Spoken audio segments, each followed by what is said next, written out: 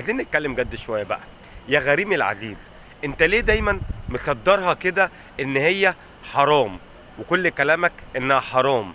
ليه دايما بتشيل الحكام الليله؟ ما ينفعش تقول ان انا كنت وحش، ما ينفعش تقول ان انا ما عملتش حاجه تستحق ان انا اكسب، ما ينفعش تقول ان الفرقه اللي قدامي كانت احسن مني تكتيكيا و...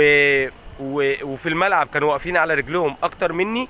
ما ينفعش تقول ان انا ما رحتش بحاجه استحق بيها ان انا اكسب البطوله. اهو الحكم صفر، لازم اشيل كل حاجه للحكام.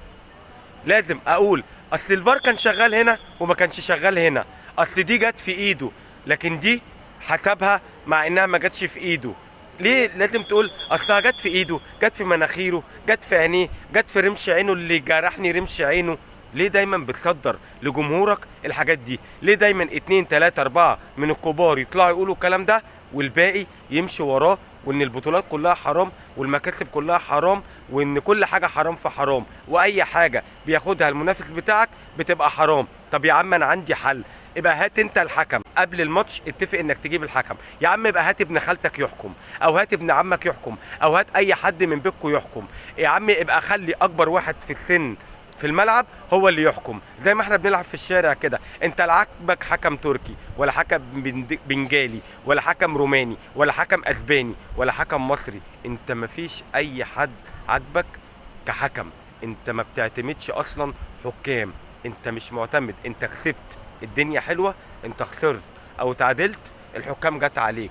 طب احنا نلعب ازاي؟ على فكره زي ما في اخطاء هنا، زي ما في اخطاء هنا، زي ما في اخطاء هنا، في كل الماتشات بالفار من غير فار الحكام هتفضل تغلط، وده عادي وده جزء من اللعبه على فكره. بس دايما انت واخدها على قلبك كده وماشي بيها ان الناس دي عايزه تخسرني، ان دايما انا رايح ومش عايز العب، انا الحكم هيخسرني. انتوا ليه اخترتوا ده وليه ما اخترتوش ده؟ احنا عايزين حكم واحد تتفقوا عليه يبقى حلو معاكم ونجيبه لكم في كل ماتشاتكم يحكم لكم. احنا كاهلاويه ما عندناش مشكله، ان عندي مشكله معاك انت يا غريمي العزيز، ان انت دايما مش بتشيل نفسك الغلط، انت دايما مشيل الليله لحد تاني، لحكام هي اللي بتشيل كل ليلتك. اصل ده ملاكي، اصل ده بيحكم للاهلي، اصل ده اهلاوي، اصل ده انتماءاته حمراء.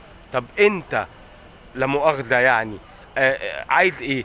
طب اقول لك حاجه، احنا بنلعب على فكره كره قدم رجالي، يعني كره القدم الرجالي فيها احتكاك، فيها احتكاك، فيها قوه، فيها ان مش اي حاجه جوه ال 18 بتتحسب، ومش كل كوره بتتلمس فيها في ال 18 بتتحسب.